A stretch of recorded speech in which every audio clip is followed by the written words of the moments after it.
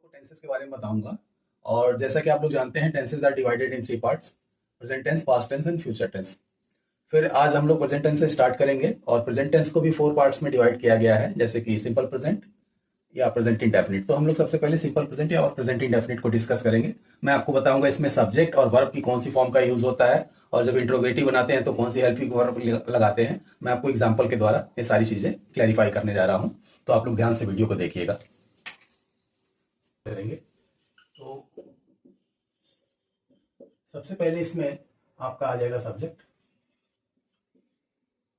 First form of verb plus object.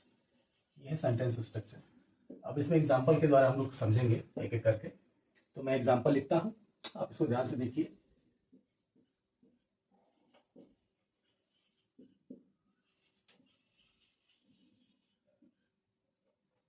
अब यहां आप लोग ध्यान देंगे, subject, first form of verb और object. I write a letter. ये आपका हो गया अफर्मेटिव सेंटेंस या स्टेटमेंट। अब हम सेम सेंटेंस को अगर हम इंट्रोगेटिव में चेंज करते हैं तो उसके लिए हम लोग क्या करते हैं वो मैं आपको लिख के बता रहा हूं। यहां हम लोग स्टार्टिंग में डू या डज लगाएंगे।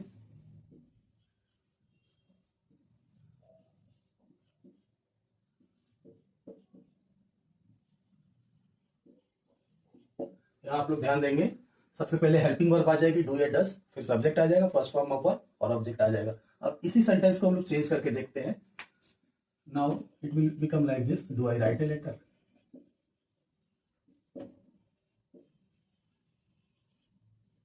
Here the question mark. अब हमने देखा कि इसमें अगर हेल्पिंग वर्ब डू या डज को लगाते हैं तो ये इंट्रोगेटिव बन जाता है। अब डज का कहां प्रयोग करते हैं? डज का सिंगुलर के लिए प्रयोग करते हैं, जैसे कि does she write a letter, क्या वो एक पत्र लिखती है? Does she goes to playground, does she go to playground, क्या वो खेल के मैदान में जाती है? जो लोग हिंदी मीडियम से हैं और हिंदी बोर्ड के हैं उन लोग को और भी सिंप्लीफाई करने के लिए मैं एक चीज और हेल्प कर दे रहा हूँ। यहाँ जनरली हर सेंटेंस के एंड में ता है, ती है, ते है आता है। जैसे कि मैं पत्र लिखता हूँ, वो खेलने जाती है, मैं सुबह उठता हूँ। तो इस तरीके से हर वाक्य में आखिर में ता है, ती है, ते आएगा। इसका मतलब आप समझ जाएंगे कि ये सिंपल प्रेजेंट टेंस या प्रेजेंट इंडेफिनिट की बात हो रही है, और फिर आपको अपने आप सेंटेंस स्ट्रक्चर याद आ जाएगा और फिर इस तरीके से आप सेंटेंस बना सकते हैं। अब इसी सेंटेंस को अगर मैं निगेटिव में चेंज करता हूं, that is very simple. Subject हो जाएगा डू नॉट या डज नॉट हो जाएगा,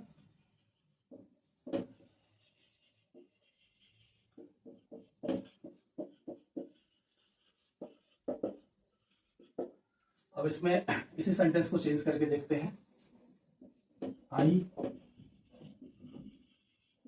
do not write a letter.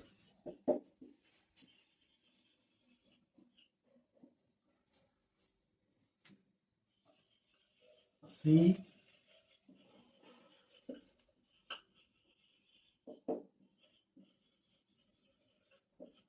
मैंने आपको डज क्लियर करने के लिए दोबारा ये दूसरा एग्जांपल लिखा है, तो सिंगुलर में डज नॉट आ जाएगा। I do not write a letter, she does not write a letter. अब हमने अफर्मेटिव देख लिया, इंट्रोगेटिव देख लिया, निगेटिव देख लिया। अब लास्ट देखेंगे इंट्रोगेटिव निगेटिव। इसमें कौन सी सेंटेंस स्ट्रक्चर रहेगी पहले उसको डिस्कस करेंगे, फिर बाद में मैं एग्जांपल दूंगा। अब यहाँ पे सबसे पहले डू या डज आ जाएगा, फिर सब्जेक्ट आ जाएगा, फिर नॉट आ जाएगा, फिर वर्ब की फर्स्ट फॉर्म आ जाएगी, फिर ऑब्जेक्ट आ जाएगा। अब एग्जांपल, इसी एग्जांपल को फिर से कंसीडर करेंगे तो आपको समझने में आसानी रहेगी।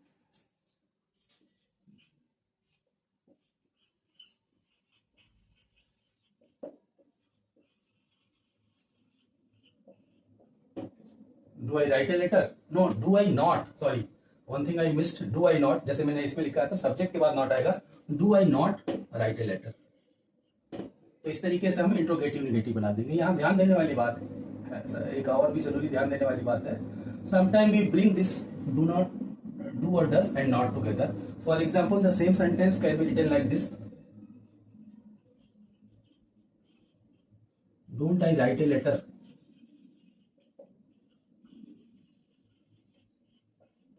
सो this way also it can be change. Interrogative negative बनाते समय ऐसे भी सेंटेंस को चेंज कर सकते हैं, ऐसे भी सेंटेंस को कर सकते हैं, जो भी आपको अप्रोप्रिएट लगे, आसान लगे, दोनों सही है।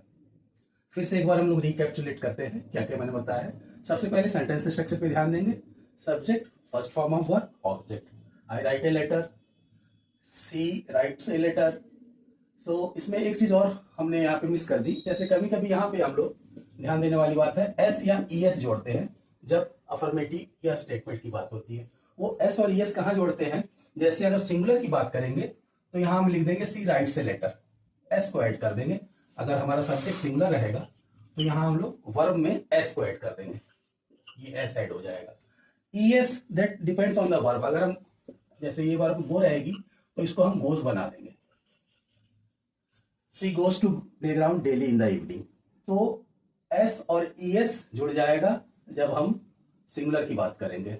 तो इस तरीके से आपने देखा, सबसे पहले सेंटेंसेस सिस्टम पे ध्यान देंगे, बाकी सारी चीजें आपको स्टेप बाय स्टेप अपने आप क्लियर हो जाएगी। चलिए अब मैं आपको यूजेस के बारे में बता रहा हूं कि सिंपल प्रेजेंट टेंस का या प्रेजेंट इंडेफिनिट का यूज कहां करते हैं। तो आइए जो मैंने लिखा है इसके तरफ ध्यान दीजिएगा। हैबिचुअल एक्टिविटीज, अपनी रोज की आदतों को हम डिस्क्राइब कर सकते हैं, जैसे कि I get up early in the morning.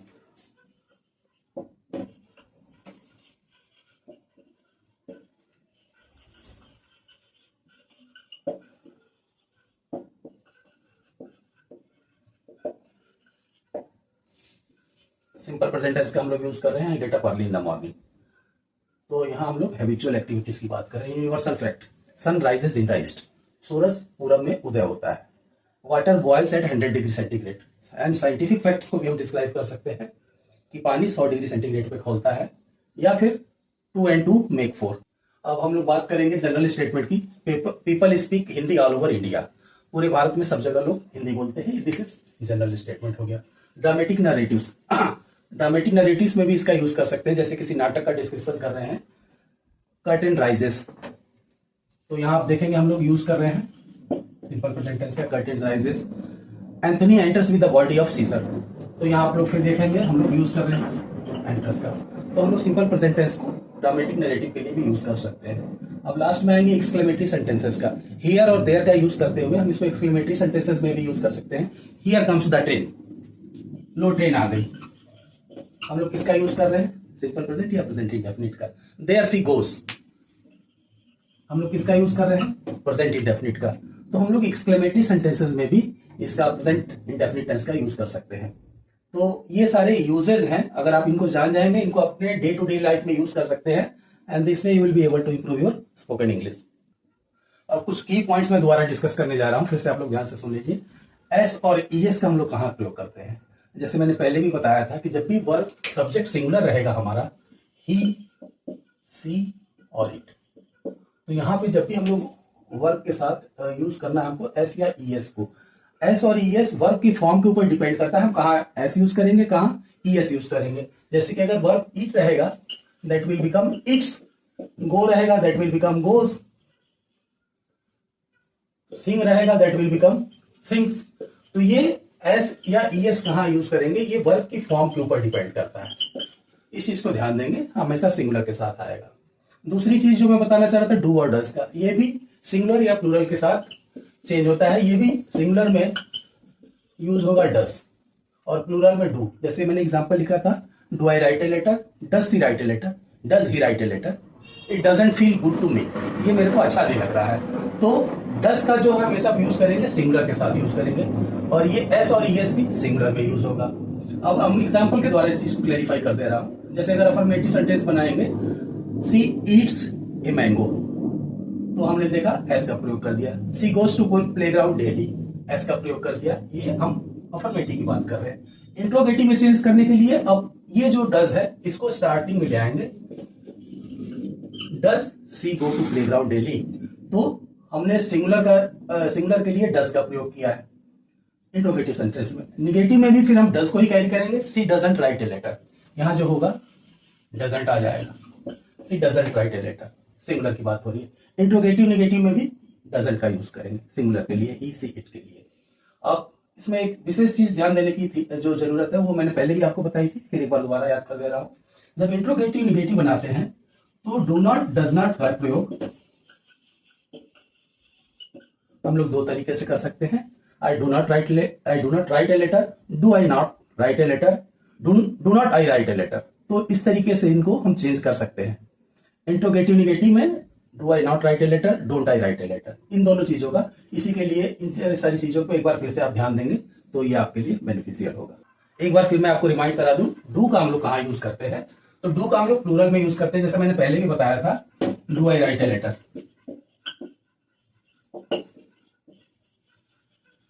यहाँ हम लोग, आप लोग कंफ्यूज मत होइएगा, हम लोग आई को भी यहाँ प्लूरल कंसीडर करते हैं। Do they go to playground, do they go to playground daily.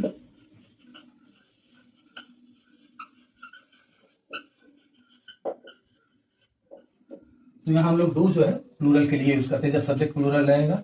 इसी तरीके से अगर हम इसको निगेटिव में चेंज करेंगे तो डू नॉट कर देंगे, और फिर इंट्रोगेटिव नेगेटिव में डू नॉट हो जाएगा। तो इसमें कंफ्यूज होने वाली बात नहीं है, डू प्लूरल के लिए और डज सिंगुलर के लिए। यहाँ मैंने कुछ क्वेश्चंस आप लोग के लिए लिखे हैं, आप लोग इन क्वेश्चंस को नोट कर लीजिए और इनके आंसर आप मेरे को कमेंट सेक्शन में लिख के भेजिए। अगर आपको कोई प्रॉब्लम होती है तो आप कमेंट सेक्शन में मेरे से शेयर कीजिए, और मैंने आप लोग के लिए नोट्स बना रखे हैं, वो आप डिस्क्रिप्शन में जाके देख सकते हैं। और अगर आपको मेरी वीडियो पसंद आती है तो आप लाइक शेयर और सब्सक्राइब कीजिए। Thanks for watching me.